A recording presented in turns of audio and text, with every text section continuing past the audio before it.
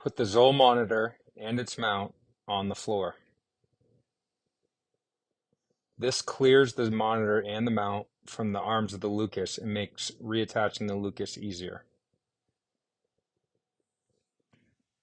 Strap the monitor and its mount to the floor using the red strap from the blood cooler.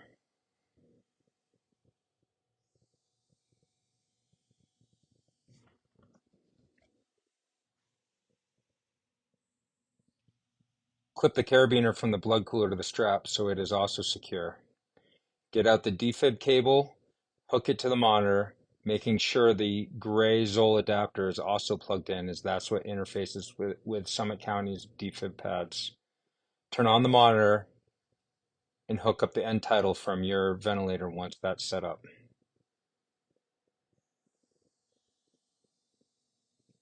Turn on the ventilator and make all the connections so the ventilator is ready to use, including the green oxygen hose and the vent circuit, end tidal CO2, and the viral filter.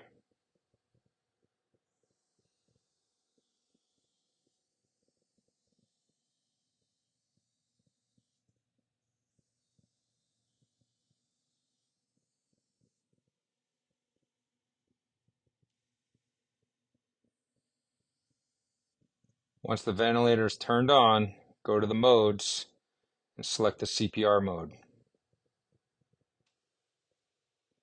You'll notice it's defaulted to pressure control.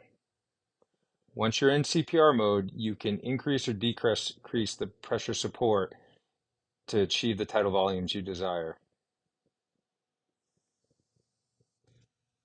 Also notice, as the training described, the alarm parameters are set to try to reduce alarms. Now you're ready to ventilate the patient. As with all rapid transports, we are in the LZ waiting on EMS. Fire will pull up and begin unloading the patient. The lead provider will hand either the nurse or the paramedic the two pieces of paper for handoff, the end tidal tracing and the ED ECMO patient handoff worksheet.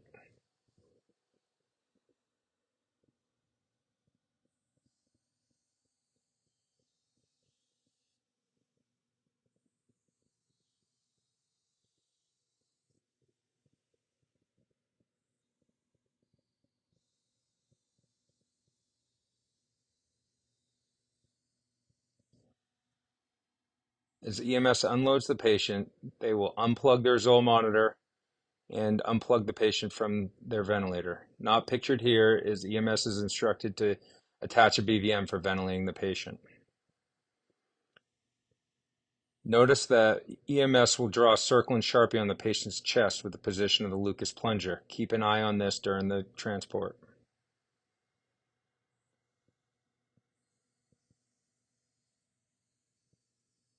Move the patient to our gurney and secure the seatbelts. Note, do not put up the rails of our striker gurney, as this makes reattaching the Lucas more difficult. Select one member from EMS and put them in position as the internal tail rotor guard, as we've been doing with the ski resorts for a few years now. This is for the safety of everyone, as there's going to be a lot of people working at the rear of the helicopter. Once the rotor guard's in place, bring the patient in. To load the patient in the EC145, you need to pause the Lucas, and then using both the yellow pins on each side, disconnect the Lucas, roll the head of the unit towards the patient's face, which allows it to clear the bulkhead. One of the AirMed members will grab one person from fire to bring into the helicopter to help them reattach the Lucas. Anytime the Lucas is reattached, click the adjustment button, set the plunger depth, and then hit play. Attach the ventilator, begin ventilating the patient, and attach the defib pads. This patient's now ready for transport.